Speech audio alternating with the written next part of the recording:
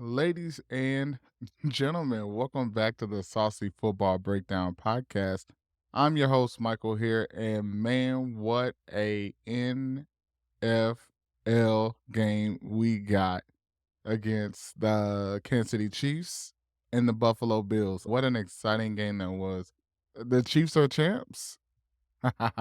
Not exactly. Not yet. No, we still have to get past the Ravens, a big test, but that does not give us any reason to pause and not celebrate the big win we had against Buffalo. And the Chiefs very much respect the Buffalo Bills as a team, but that those games are just wonderful. When the Chiefs and the Bills get together and they play, it's must see TV. So I am your host, Michael, here on Saucy Football Breakdown. And let's just call this a special episode. Typically, this is a soccer show, but the Kansas City Chiefs are near and dear to my heart. So what I plan on doing here today is simply just talking about the Chiefs versus Bill game, and this will just be a short episode. I don't plan on running this too long, but I definitely am very thankful for all of you who decided to tune in and listen to me today. So let's break it down. The Chiefs, at the end of the game, we saw it. It was celebrations here in Kansas City. Everybody I talked to today, no matter what corner of Kansas City you were in, after that final whistle, everybody heard fireworks in this city. I don't care what corner of the city you lived in, you heard fireworks. I heard fireworks here in my house, and I live not too far from the stadium, but the fireworks were here. I have friends who live way far from the stadium, and they said they were talking to some friends and celebrating the game, and then they heard fireworks. So this was a big deal to the Kansas City area. It meant a lot to all of us here. You saw Nick Bolton and Patrick Mahomes and really the entire team as a whole, but really focusing on those two, they just celebrated the game and just how hard fought of a victory that was. It was an electric atmosphere. There were over 70,000 fans there at Highmark Stadium in Buffalo to watch the game in person. Most of them were really hoping to see the Bills take that next step and beat the Chiefs, but it just didn't happen for whatever reason. It was still a really good game. I don't feel like the Bills lost this game. This is coming from a Chiefs fan here. Trust me, I bleed red. For real though, I bleed red. And I don't feel like the Bills lost this game. I just feel like the Chiefs kind of took it by the scruff of the neck and decided that they weren't going to lose. This was a very significant win for the Chiefs for a number of little mini reasons that don't necessarily matter by themselves, but when you add them all together, it really does make it a big deal. And that is because this marks the Chiefs' sixth consecutive appearance in the AFC Championship game. And what that does for us as Chiefs fans is it showcases that our support in this team has really propelled them to consistent levels of excellence, not just in the regular season, but in the playoffs as well. And that truly matters, like when you support a team and then you get to see that team go on to do what you root for them to do on a consistent basis. And it also here, like I was saying before, sets up a matchup, a let's call it a marquee matchup against the Baltimore Ravens, with the winner of that game then earning the ticket to the Super Bowl. So I know we are excited here in Kansas City, and we had a lot of reason to be excited because the Bills are a very respectable opponent, but we needed to pump our brakes on the celebration a little bit. I think given the big aloha to the moment and then kind of, all right, let's let this pass now and let's focus on Baltimore. I know the professional athletes and the people who have to prepare and things like that, they'll be ready to do that. But Kansas City is, as a whole, already had taken our collective sigh of relief. I think we feared, excuse me, Buffalo a little bit more than we fear Baltimore, even though we know, especially visually with our eyes, that the Ravens are a much better team than the Buffalo Bills were, but that still was a really good game. It also is a marquee moment because it's a road playoff game for Patrick Mahomes, the first in his career. I know a lot of big to do was made about it with the graphics, and Jim Nance and Tony Romo just couldn't be quiet about it. But it really is a big deal when you sit down and think about it. The Chiefs fans, anyway, had grown accustomed to just, all right, we already know the road to the Super Bowl goes through Kansas City. Not the Chiefs, but through the city, Kansas City. And we had something to say about how the games were going to be dictated because we were going to be there cheering and screaming. When I say we, full transparency, I'm gonna go out in the cold like that. So I'm gonna be honest, I'm not there out there in those games, but the city as a whole felt like the road to the Super Bowl always went through Kansas City. So for the Chiefs to have to pack up their traveling circus to some degree and go up into Buffalo and get a W, that was huge to us.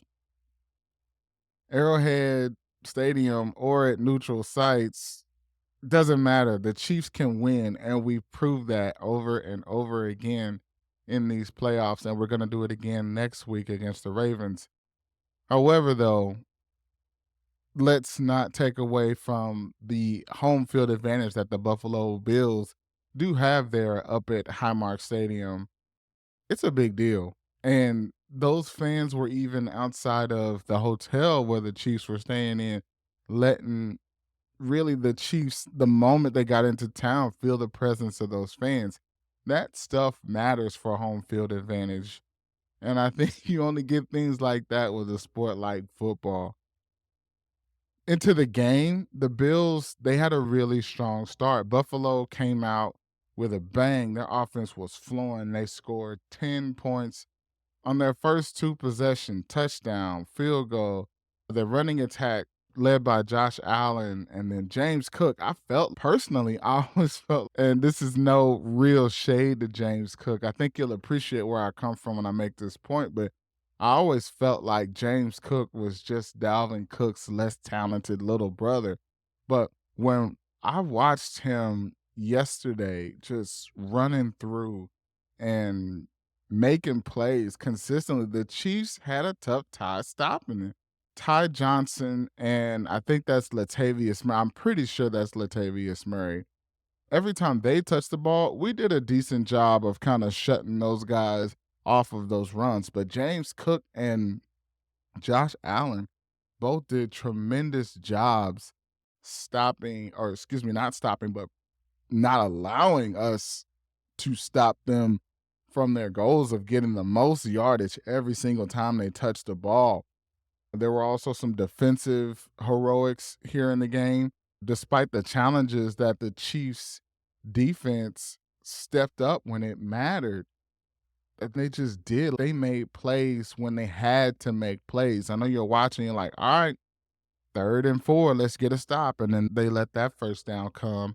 And then, all right, 3rd and 7, let's get that stop. And then the Bills get another first down. But when we absolutely needed the stop, the Chiefs defense got that stop. And hats off to them and how they prepared. They were ready for it. The Chiefs looked like a different team in the second half. I think we can all agree with that.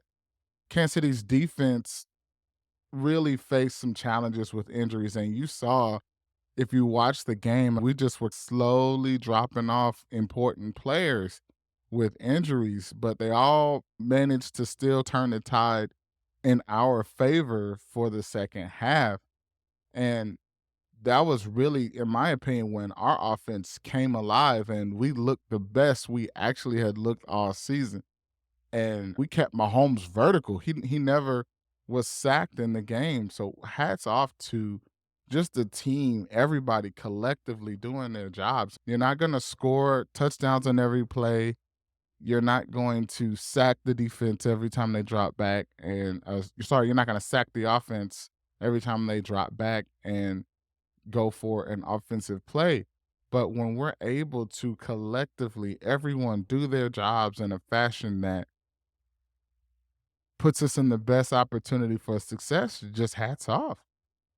Also, I can't believe I actually don't have this in my notes, so shame on me. But the thing that keeps sticking out to me in my mind is just how well Isaiah Pacheco played. And I watched the post game thing with SVP, and I don't know, it like everybody wants to tell Pacheco, why you run like you're mad at the ground, and that doesn't seem to be a thing that he wants to embrace for whatever reason that may be, but he just says he calls it, "I run with determination." And I think that's probably the best descriptor of that idea that I've seen is that, yes, he does look determined every time he touches the ball and tries to progress it for the offense. That is pure determination. And he played a pivotal role, just how well he played. And I think I was watching the Brett Coleman YouTube channel. I know you'll probably never hear this, but shout out to Brett Coleman. And he talked about how the playoffs here, or especially the cold weather game last week against Miami, was like a prime Isaiah Pacheco opportunity because we weren't going to be airing it out. And the Chiefs offense had always historically this year done really good with him running the ball when he was healthy and available for us. And you know what? Forget the Miami game because we actually passed a lot more in that game and we caught some people off guard. But this game, Pacheco really made his presence felt. And I think if you hadn't paid attention to the Chiefs all year, if you consume this thing on a national level, you definitely saw what Pacheco was bringing to the table. And that was exciting to see. He balled, he played well, and all the attention and all the national spotlight that comes on him is well deserved. That man played really well. Now that I've given that man his flowers, let me get back to my notes here. Despite these defensive heroics, like I was talking about earlier, the Chiefs defense just stepped up when it mattered, and we shut out the Bills in the fourth quarter. We shut out the Bills in the fourth quarter. We shut out the Bills in the fourth quarter. I just had to emphasize that 3 times because it was so amazing to watch that defense just collectively. As I said, the Bills were moving the ball all game, but when we had to get stops, we got stops. And this is just a casual observer's opinion of what happened here. I'm just relaying from my notes here what I saw. And shout out to the Chiefs defense. Hats off. The whole team just played really well. Now the Chiefs did have their share of ups and downs, and Miko had a fumble, and Miko is a guy that I so root for, and I was really hurt when he left and went to the Jets, but I thought the nickname and the team name was a hand in glove fit. And lucky for us, things didn't work out for him with the Jets, and we were able to trade and get him back and welcome him back into a place where he wanted to be. So I was really excited for him to come back, and I do root for him to be one of our reasons why we win. But I felt like yesterday we almost won in spite of the mistakes that he was making when he was touching the balls. If you are consuming this for the first time and you're seeing Hardman make these little boneheaded mistakes, these are just one-offs, and he had been not the healthiest all season. So I'm still rooting for him to do well. But getting to the end of my notes here, I want to talk about the field goal. Tyler Bass, the Bills kicker, he had a chance to at least tie that game going into the end with a 44-yard field goal attempt. And I know the words wide right in the Bills fans vernacular has to just sting like none other. I know that's not something that they want to hear, but yep, it was a miss and it was wide right. And I know that was devastating to them. But like I said, I really don't feel like the Bills lost that game. I just feel like the Chiefs just came in and won it. And that was that. It was a 15 round heavyweight fight. Like, when we knew this matchup was coming, this was the game we had in mind. Back and forth, blow for blow, but somebody was going to make the plays when it mattered. And that's what we got. This is why the players train. This is why they play the game. These are the exciting moments that they live for. And it's a testament, in my opinion, to the excitability and the unpredictability of football, of the game that we all love so much. With that, I am going to sign off here. I would have really appreciated if you showed your love for the Saucy Football Breakdown podcast and just buy me a coffee, support the show, share, comment, subscribe, tell a friend, do all those wonderful things that helps this show grow, helps me grow as a host, and helps us grow as a community as fans of the beautiful game. So thank you so much for tuning in. You have no idea how much I appreciate all the support and all the love that does pour in. Thank you so much again, and you have a good one.